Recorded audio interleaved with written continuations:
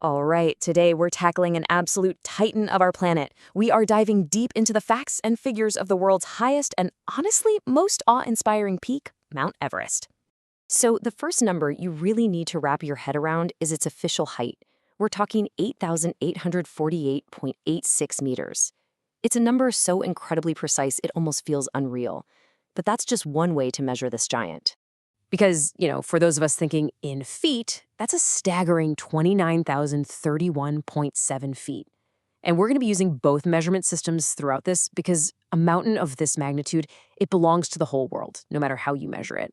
But Everest is so much more than just a number, right? It's a real place, a point on the map that has captured the human imagination for centuries.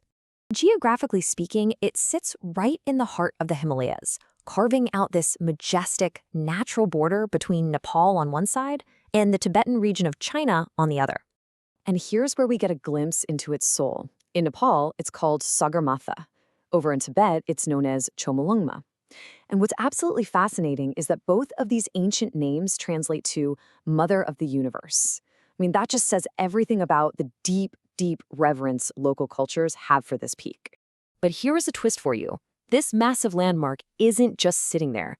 It's actually a dynamic, growing thing, telling this incredible geological story in tiny, almost imperceptible little increments.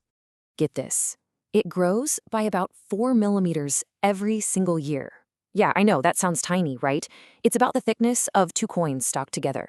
But that tiny growth is the result of colossal tectonic forces. The Indian plate is just relentlessly pushing up against the Eurasian plate, forcing the Himalayas to reach ever higher. This constant growth is just such a powerful reminder that Everest isn't some dead piece of rock.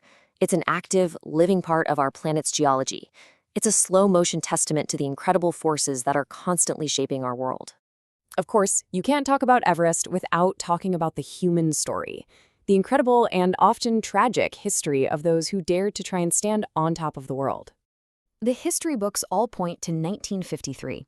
That was the year Sir Edmund Hillary and Tenzing Norgay first stood on the summit. Since that day, over 10,000 people have tried to follow in their footsteps.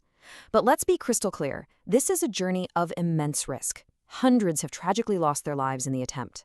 And that risk, it's most concentrated in one specific, truly terrifying area of the mountain. A place with a name that is chillingly accurate. Welcome to the death zone. This is basically any altitude above 8,000 meters, or for our friends using feet, that's about 26,247 feet. Up at this height, the oxygen in the air is so thin that the human body simply cannot adapt. It's a race against time, because your body is literally dying with every single minute you spend there. And the lack of oxygen? Well, that's just the beginning. Climbers face this relentless barrage of threats. You've got sudden, massive avalanches that can sweep you away in an instant. There's the extreme, bone-chilling cold that causes frostbite in minutes. And then there's the crippling altitude sickness, which can cause confusion, hallucinations, all while you're dealing with those insane winds. And just to put those winds into perspective, gusts on the summit can scream past 160 kilometers per hour. That's over 100 miles per hour. That's enough force to literally pick a person up and send them flying off the mountain. It's terrifying.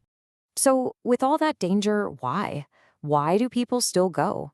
And that brings us to the real heart of it all, the enduring symbolism of Everest, and that fundamental question of why we climb. Because in the end, Everest has become so much more than a mountain. It's now this global symbol of the ultimate challenge, of human endurance pushed to its absolute breaking point, and of that undying spirit of adventure that seems to live inside all of us. It's a test of body, mind, and spirit, all at once. And that really leaves us with one final big thought to ponder. What is it about our nature that draws us to the world's most beautiful and most dangerous heights?